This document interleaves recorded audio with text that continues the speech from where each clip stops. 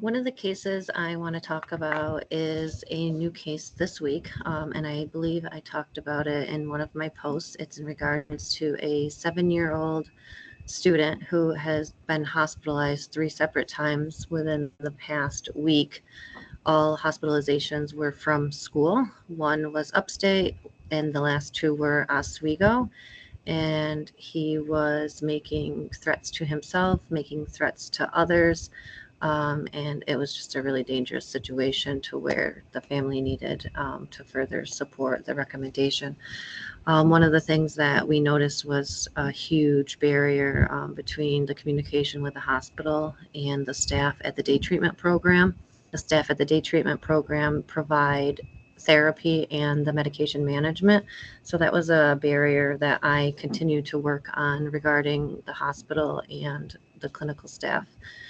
So that caused a lot of frustration for the family because by the time they picked the child up, he was calm, went to the hospital, there was no behaviors. However, on October 4th, there was a medication change, and 2 weeks from October 4th was a Friday, which is typically the time period for medication to kick in, and that's when we noticed the behaviors started.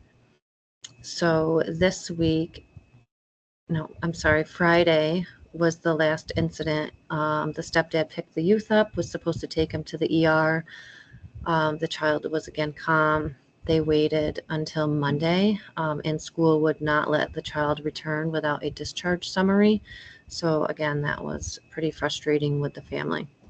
Then on Wednesday, I went out to meet with the family at their home. Mom was very open. We started doing initial assessments. We do a comprehensive assessment, kind of like a biopsychosocial. And she was very open. I think the barrier between homeschool and the hospital that a lot of people were not aware of is how poor this family is. I would also like to say a low socioeconomic status. Mom does work, the stepdad does not. He has injured his shoulder, and the little bit of work that he does is in the trailer park that the family lives with. While I was meeting with mom, just observing the home, there's holes in the trailer flooring covered with plywood, and the boy's room apparently has a hot water tank. He sleeps on the couch with his brother now due to a leak in the hot water tank and apparently mold in the windows. We talked about some other resources, but they've already used like Sleep in Heavenly that helps families build beds. Let me think of what else I'm missing. We talked about other resources. There was questions at the school in regards to the student not really eating much, which that could have been due to medication. When I was there, he was just getting off the bus, and school sent home a bunch of little things of applesauce. So he was eating that and shared it with his siblings. We talked about resources within the community in regards to the local food pantry, which they have used.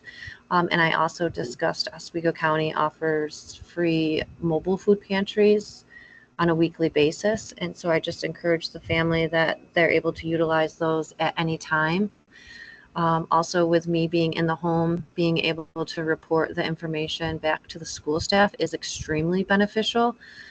There was red flags that other staff thought of in regards to, possible sexual abuse, physical abuse, which I'm not one to judge any of that right now, but I definitely relayed the information in regards to the housing.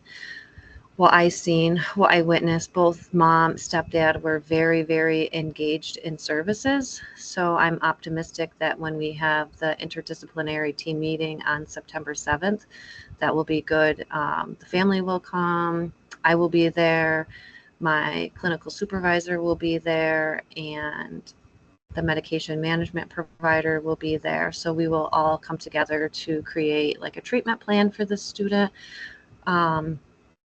Oh, I'm sorry, real quick. I also found out that the little boy had an eye exam, but the family does not have the funds to pay the $78 for glasses.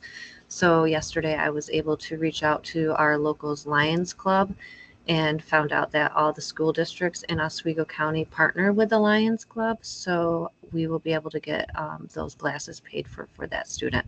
So just me being in the house, learning all of this stuff, sharing it with the team is a great collaborative approach. Let me just think of what else am I answering. So I think I kind of talked about the needs for overcoming.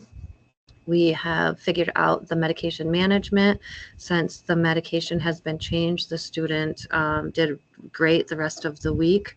So that will continue to be monitored. The family is open for any support services and working with me within the home, connecting them to any resources that I'm aware of. I will now take on the parent-signed releases for Oswego Hospital and Upstate Golisano. So if the child is to go to the ER, I will be the middle person between home and school to relay any information as far as like the student's diagnosis, who should the hospital be connecting with. No child should ever be discharged without communication from somebody on the care team. That's my own personal belief, but I've worked with youth that have been hospitalized, and that is a huge barrier. As far as therapeutic interventions, the student is receiving trauma-informed cognitive behavioral therapy, and I am able to sit in on that. He is comfortable now seeing me in the home, his class, that he's allowing me to sit in on his therapy sessions, as well as all of the school staff supporting this child. On a side note, something that I've done in the past that I would really like to do with this family is a genogram. So once all of the assessments and case planning has been taken care of, I would like to sit down with mom and stepdad and kind of draw up a genogram. I believe that's it. Thank you very much.